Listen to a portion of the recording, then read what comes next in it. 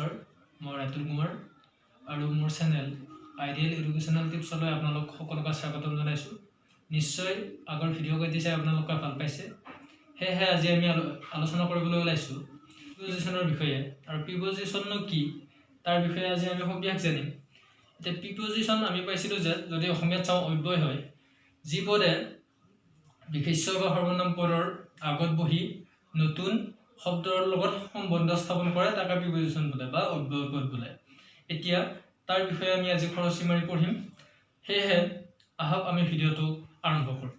এতিয়া আমি প্ৰিপজিশ্যনৰ বিষয়ে চাম। প্ৰিপজিশ্যনত ইয়াতে দিয়া আছে ব্যৱহাৰটো, যি পদে নাউন বা প্ৰনাউনৰ আগত বহি চেণ্টেন্সৰ আন শব্দৰ সৈতে সম্বন্ধ দেখুৱাই তাকে প্ৰিপজিশ্যন বোলে। ধৰা হ'ল আমি যদি উদাহৰণ এটা চাওঁ, মই সিহঁতৰ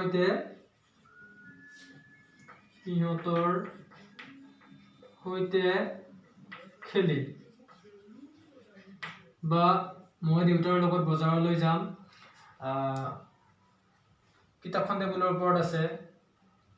এনেকুৱা কথাবিলাক বহুৱাবলৈ আমি কি প্ৰিপজিশ্যন বহুৱাম। এতিয়া মই তোমালোকৰ সুবিধাৰ কাৰণে এই চাৰ্টখনত কেইটামান সাধাৰণ প্ৰিপজিশ্যন লিখি দিছোঁ আৰু তাৰ অসমীয়া অৰ্থটো একেবাৰে লিখি দিছোঁ, যাতে তোমালোকৰ প্ৰিপজিশ্যনবোৰ ফিল আপ কৰাত সুবিধা হয়। এতিয়া প্ৰথমটো দিলোঁ উইথ মানে আমি জানো যে সৈতে, মই দেউতাৰ লগত বুলি ক'লে উইথ হ'ব। তাৰপিছত আহিল বাই, ইন মানে ভিতৰত আমি জানো, আউট বাহিৰত, বিফোৰ আগত, বিহাইণ্ড পিছফালে, উইথিন মানে ভিতৰত। এতিয়া এট মানে আমি গম পাওঁ ত, ফ্ৰম পৰা, অন ভিতৰত, টু মানে লৈ, আফটাৰ পিছত, এবাউট প্ৰায়, ইনচাইড ভিতৰ ফালে, ইনটু ভিতৰলৈ, ফৰ কাৰণে, অফ ৰ, আপ মানে ওপৰ, আণ্ডাৰ মানে তলত, আৰু উইথাউট মানে বাহিৰে, আৰু আউটচাইড মানে বাহিৰ ফালে। এতিয়া আমি এই গোটেইকেইটাৰ বিষয়ে ছেপাৰেটকৈ পঢ়িম।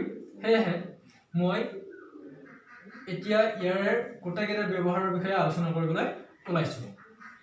এতিয়া মই কেইটামান সাধাৰণ প্ৰিপজিশ্যনৰ বিষয়ে আলোচনা কৰিবলৈ ওলাইছোঁ। এতিয়া সাধাৰণ প্ৰিপজিশ্যনত যদি আমি ধৰোঁ, সাধাৰণ প্ৰিপজিশ্যন লিখি ল'ব তোমালোকে। এইটো সাধাৰণ প্ৰিপজিশ্যন। সাধাৰণ প্ৰিপজিশ্যন যদি চাওঁ, প্ৰথমটো যদি আমি চাওঁ লৈ, লৈ আমি কেতিয়া ব্যৱহাৰ কৰিম? লৈ ব্যৱহাৰ কৰিম যদি আমি কওঁ বজাৰলৈ,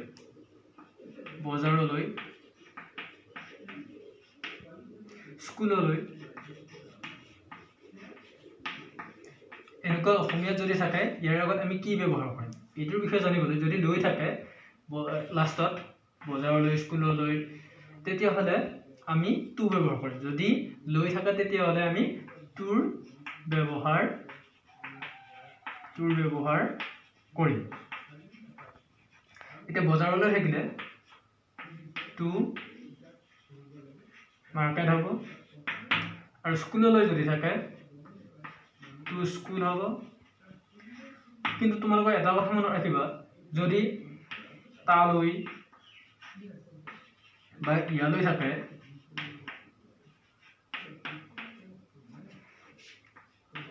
টু দেয়াৰ বা টু হেয়াৰ নহয়, ইয়াতে হিয়াৰ আৰু দেয়াৰে থাকিব, ইয়াতে আগত টু নহয়। তালৈ হ'লে দেয়াৰ, ইয়ালৈ হ'লে হিয়াৰ। এইটো তোমালোকে মনত ৰাখিবা। এইটো প্ৰথম মই লৈ ব্যৱহাৰ দেখুৱালোঁ। ইয়াৰ পিছত মই পৰা থাকিলে আমি কি লিখিম? এতিয়া 2 নম্বৰত যদি চাওঁ আমি পৰাৰ ব্যৱহাৰ আমি কেতিয়া কৰিম? এতিয়া যদি চাওঁ ঘৰৰ পৰা, বজাৰৰ পৰা, স্কুলৰ পৰা, যদি পৰা বাক্যবিলাক থাকে, ঘৰৰ পৰা আহিলোঁ, বজাৰৰ পৰা আহিলোঁ, স্কুলৰ পৰা আহিলোঁ, এনেকুৱা বাক্যবিলাক থাকিলে আমি কিহৰ ব্যৱহাৰ কৰিম? ফ্ৰমৰ ব্যৱহাৰ কৰিম। সেয়েহে মই তোমালোকক চাৰ্টখনত ইংলিছৰ অপজিট ছাইডত অসমীয়াটো লিখি দিছিলোঁ, যাতে তোমালোকৰ সুবিধা হয়। সেয়া তোমালোকে সেইখন চাৰ্ট চাবা। এতিয়া ফ্ৰম পৰা, যদি পৰা থাকে আমি ফ্ৰমৰ ব্যৱহাৰ কৰিম। এতিয়া ঘৰৰ পৰা যদি হ'ল ফ্ৰম হোম, ঘৰৰ পৰা, বজাৰৰ পৰা ফ্ৰম মাৰ্কেট বা ফ্ৰম স্কুল এনেকুৱা হ'ব। আৰু আমি ইয়াৰ গঠনত পাইছিলোঁ যে প্ৰিপজিশ্যন এটা নাউন বা প্ৰনাউনৰ আগত বহি নতুন শব্দ এটাৰ সম্বন্ধ বুজায়। গতিকে ই ক'ৰ পৰা আহিল, ঘৰৰ পৰা আহিল, বজাৰৰ পৰা আহিল, এই পৰাটোই ইয়াতে সম্বন্ধ এটা, নতুন সম্বন্ধ এটা স্থাপন কৰিছে। এতিয়া মই লৈ আৰু পৰাৰ ব্যৱহাৰ দেখুৱালোঁ। এতিয়া আমি 3 নম্বৰ ব্যৱহাৰ দেখুৱাম। এতিয়া আমি 3 নম্বৰত যদি চাওঁ, যদি লগত থাকে বা সৈতে থাকে, লগত বা সৈতে থাকে, তেতিয়াহ'লে আমি কি বহুৱাম? যদি আমি চাওঁ মোৰ মাৰ লগত, মোৰ মাৰ লগত বা তাৰ সৈতে,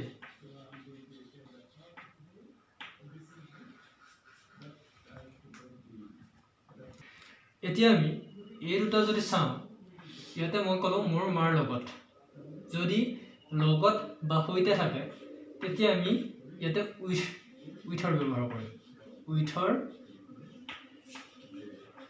ব্যৱহাৰ হয়। যদি লগত বা সৈতে থাকে তেতিয়া আমি উইথৰ ব্যৱহাৰ কৰিম। সেয়েহে মোৰ মাৰ লগত উইথ মাই মাদাৰ হ'ব, আৰু তাৰ সৈতে হ'লে উইথ হিম, তাৰ সৈতে হ'ব। গতিকে যদি আমি লগত বা সৈতে পাওঁ তেতিয়াহ'লে আমি উইথৰ ব্যৱহাৰ কৰিম। এইকেইটা আমাৰ সাধাৰণভাৱে ব্যৱহাৰ হৈ থকা প্ৰিপজিশ্যন। তাৰপিছত আমি স্পেচিয়েল প্ৰিপজিশ্যনৰ বিষয়ে আলোচনা কৰিম। সেয়েহে ইয়াতে মই সাধাৰণ উদাহৰণ কেইটামান লৈহে তোমালোকক বুজাইছোঁ। এতিয়া আমি 4 নম্বৰ উদাহৰণ এটা চাম, 4 নম্বৰ প্ৰিপজিশ্যন এটা চাম। যদি বাবে বা কাৰণে থাকে, যদি বাবে বা কাৰণে থাকে তেতিয়া আমি কি প্ৰিপজিশ্যন ব্যৱহাৰ কৰিম? এতিয়া যদি বাবে বা কাৰণে থাকে তেতিয়া আমি কিহৰ ব্যৱহাৰ কৰিম? ধৰা হ'ল মোৰ ভাইটিৰ বাবে, মোৰ ভাইটিৰ বাবে, মোৰ দেউতাৰ কাৰণে, বাবে কাৰণে এনেকুৱা যদি বাক্যবিলাক পাওঁ তেতিয়া আমি তাৰ লগত ফৰৰ ব্যৱহাৰ কৰিম। যদি বাবে বা কাৰণে থাকে তেতিয়াহে আমি ফৰৰ ব্যৱহাৰ কৰিম। এতিয়া মোৰ ভাইটিৰ বাবে, ফৰ মাই ব্ৰাদাৰ, মোৰ ভাইটিৰ বাবে, আৰু মোৰ দেউতাৰ কাৰণে, ফৰ মাই ফাদাৰ, এনেকুৱা হ'ব। আৰু তাৰপিছত আমি 5 নম্বৰ প্ৰিপজিশ্যন এটা ল'ম। এই 5 নম্বৰ প্ৰিপজিশ্যনত আমি আলোচনা কৰিম ৰ থাকিলে কি হয়।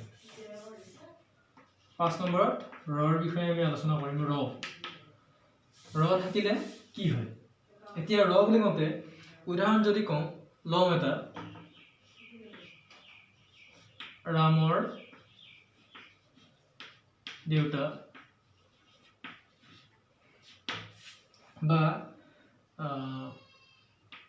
তেলৰ দাম, এইবিলাক যদি থাকে, ৰ লগা থকা বাক্য থাকে তেতিয়া ৰ থাকিলে আমি অফৰ ব্যৱহাৰ কৰিম, অফৰ ব্যৱহাৰ কৰিম। যদি ৰ থাকে বাক্যটোত তেতিয়া আমি অফৰ ব্যৱহাৰ কৰিম। এতিয়া ৰামৰ দেউতা হ'লে ফাদাৰ অফ ৰাম, ৰামৰ দেউতা। আৰু এতিয়া তেলৰ দাম বুলি কৈছে, তেলৰ দাম বুলি ক'লে দাম আহিল ফাৰ্ষ্ট, প্ৰাইচ অফ অইল, তেলৰ দাম। এতিয়া যেতিয়া আমি ৰ থাকিল, ৰ থকাৰ কাৰণে ইয়াতে অফৰ ব্যৱহাৰ কৰিলোঁ।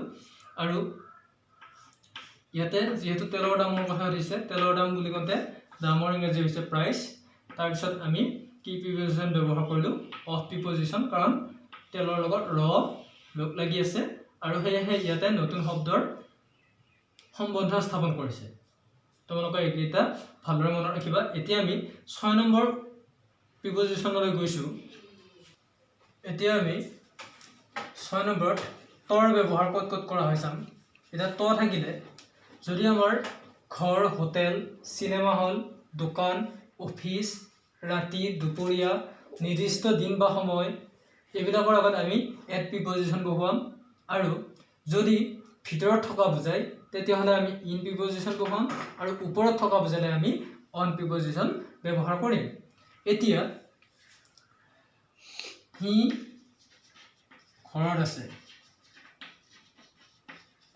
থকা বাক্য হলে আমি কি প্ৰিপজিশন ব্যৱহাৰ কৰিম এট কিন্তু হে এইকেইটাৰ ভিতৰত হ'ব লাগিব আৰু ই ঘৰৰ ভিতৰত আছে ভিতৰত থকা বুজালে ইন হ'ব আৰু যেতিয়া ওপৰত থকা বুজাব ৰাস্তাত বুজাব ৰাস্তাৰ ওপৰত বুজাব তেতিয়া অন ব্যৱহাৰ কৰিম আমি ভাৰতবৰ্ষত বাস কৰোঁ গতিকে ভাৰতৰ ভিতৰত থাকো যেহেতু আমি ভাৰতবৰ্ষৰ ভিতৰত থকাৰ কাৰণে আমাৰ ইন হ'ব এতিয়া আমি উদাহৰণ লৈছো উদাহৰণত মই যদি চাওঁ হি এতিয়া ঘৰত আছে বুলি কওঁতে হি ইজ এট হোম এতিয়া এট কিহৰ কাৰণে হ'ল জানিব লাগিব এতিয়া এট হ'ল এটা ঘৰ বুজাইছে হি ক'ত আছে হি ঘৰত আছে হি এতিয়া বা হি ঘৰত আছে হি ঘৰত থকা বুজাওঁতে হি ঘৰত আছে তাতে ত আৰু ঘৰ বুজাইছে ঘৰ সেয়ে ইয়াতে ত হ'ল তাৰপিছত যদি আমি চাওঁ আমি অসমত বাস কৰোঁ তেতিয়া হলে হ'ব উই লিভ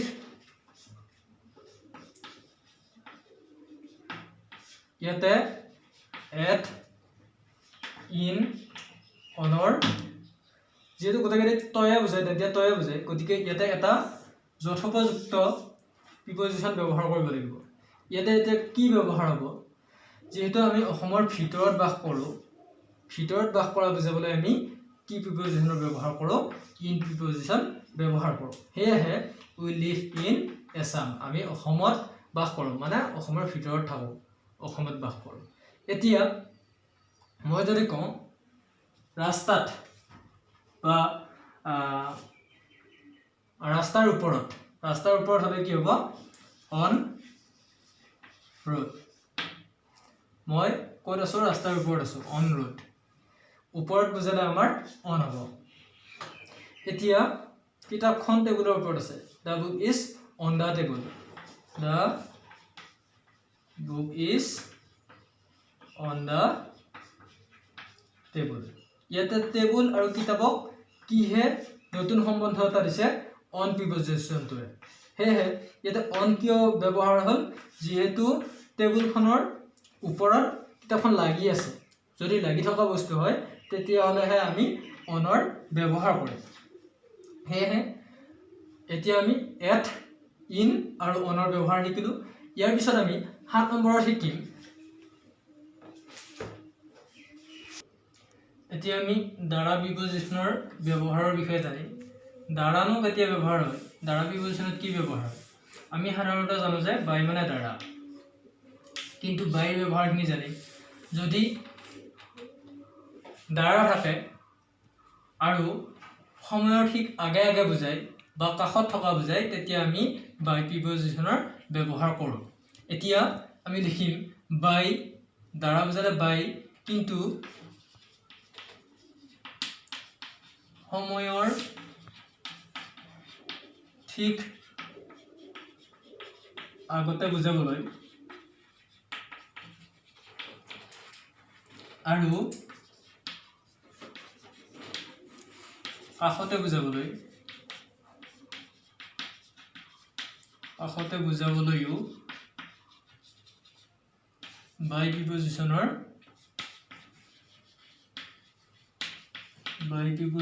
ব্যৱহাৰ কৰা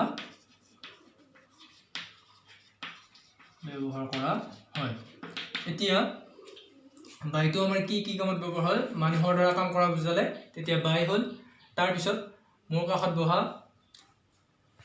বা সময়ৰ ঠিক আগতে বুজাবলৈ 7 বজাৰ আগতে তেনেকুৱাবিলাক বুজাবলৈ আমি বাই প্ৰিপজিচনৰ ব্যৱহাৰ কৰিম এতিয়া যদি কওঁ আমাৰ দ্বাৰা কামটো হ'ল আমাৰ দ্বাৰা বুলি কওঁতে আমি কি ক'ম বাই আছ আমাৰ দ্বাৰা হ'ল আৰু যদি চাওঁ 7 বজাৰ আগতে তেতিয়া বাই 7 o'clock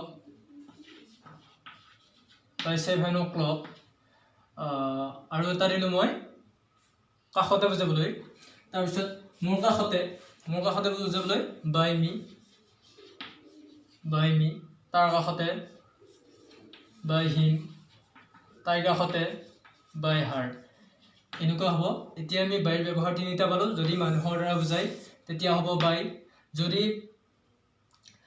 এই কোনো সময়ৰ ঠিক আগতে বুজাই তেতিয়া হ'ব বাই আৰু কাষতে বুজালে মোৰ কাষত তাইৰ কাষত হিয়াৰ কাষত আমাৰ কাষতে থাকে তেনেকুৱা বুজাবলৈ আমি বাই প্ৰিপজিচনৰ ব্যৱহাৰ কৰিম এতিয়া আমি 8 নম্বৰ প্ৰিপজিচনলৈ যাম এতিয়া আমি 8 নম্বৰ ব্যৱহাৰলৈ গৈছো এতিয়া যদি দুটাৰ মাজত বুজাবলগীয়া হয় তেতিয়া আমি বিটুইনৰ ব্যৱহাৰ কৰিম আৰু যদি বহুতৰ মাজত বুজাবলগীয়া হয় তেতিয়া আমি এমঙৰ ব্যৱহাৰ কৰিম এতিয়া বিটুইন আৰু এমংনো কেতিয়া ব্যৱহাৰ কৰিম এতিয়া দুটা বুলি কওঁতে ধৰা হ'ল হি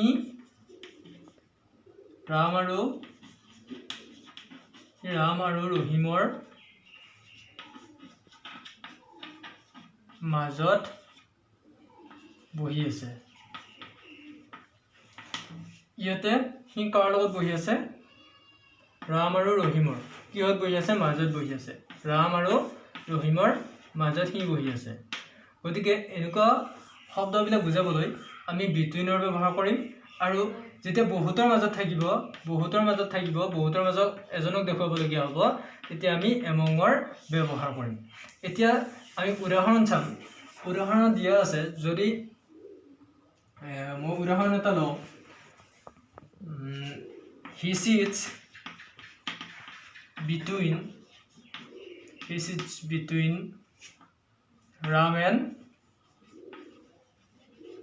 Rohim হি ৰাম আৰু ৰহিমৰ মাজত বহি আছে ইয়াতে দুটা মানুহৰ নাম দিলোঁ মই ইয়াতে আমি গম পাইছোঁ যে দুটা আছে আৰু হি নিশ্চয় দুটাৰ মাজত বহি আছে যদি মই ষ্টুডেণ্ট বুলি দিলোঁ হয় তেতিয়াহ'লে ষ্টুডেণ্ট হ'লেতো এটা বা দুটা নাথাকে বহুত থাকিলে আমি এমং বুজাম এতিয়া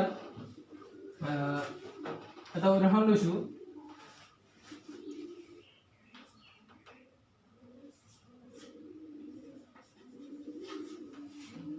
Rahul is sitting among them. Rahul সিহঁতৰ মাজত বহি আছে সিহঁতৰ মাজত বুলি কওঁতে আমি কি ব্যৱহাৰ কৰিলোঁ এমং আৰু আমি গম পাওঁ যে সিহঁত বুলি কওঁতে এটা দুটা নাথাকে এটা দুটাতকৈ অধিক থাকিব সেয়েহে দেম বুলি কওঁতে আমি বুজি পালোঁ যে ইয়াতে বহুত মানুহ আছে আৰু আমি কাক চিনাক্ত কৰিছোঁ ৰাহুলক চিনাক্ত কৰিছোঁ বা তাক চিনাক্ত কৰিছোঁ সেয়েহে তাৰ লগত আমি এমঙৰ ব্যৱহাৰ কৰিছোঁ আৰু ইয়াতে ৰাম আৰু ৰহিম দুজনক বুজাইছিলোঁ সেয়েহে ইয়াতে দুজনৰ মাজত এজন থকাৰ কাৰণে বিটুইন ব্যৱহাৰ কৰিলোঁ এতিয়া আমি প্ৰিপজিচনৰ বিষয়ে এইখিনিতে সামৰিছোঁ যিহেতু ভিডিঅ'বোৰত একেলগে গোটেইখিনি দিবলৈ সক্ষম নহওঁ কিয়নো বহুত সময় লাগে সেয়েহে আমি খণ্ডকৈ দিবলৈ চেষ্টা কৰিছোঁ আৰু তোমালোকে গোটেইখিনি খণ্ড চিৰিয়েলকৈ চাবা যাতে সকলোখিনি বুজি পোৱা তোমালোকে ভিডিঅ'বোৰ চাই লাইক কমেণ্ট শ্বেয়াৰ আৰু চেনেলটো ছাবস্ক্ৰাইব কৰি ল'বা আৰু কাষত থকা বেল আইকনটো ক্লিক কৰি দিবা যাতে তোমালোকে সকলোতকৈ আগতে এই ভিডিঅ'বোৰ পোৱা আৰু তোমালোকে তোমালোকৰ লগৰবিলাকলৈও শ্বেয়াৰ কৰি দিবা যাতে তেওঁলোকেও এইখিনি চোৱাত সুবিধা হয় ধন্যবাদ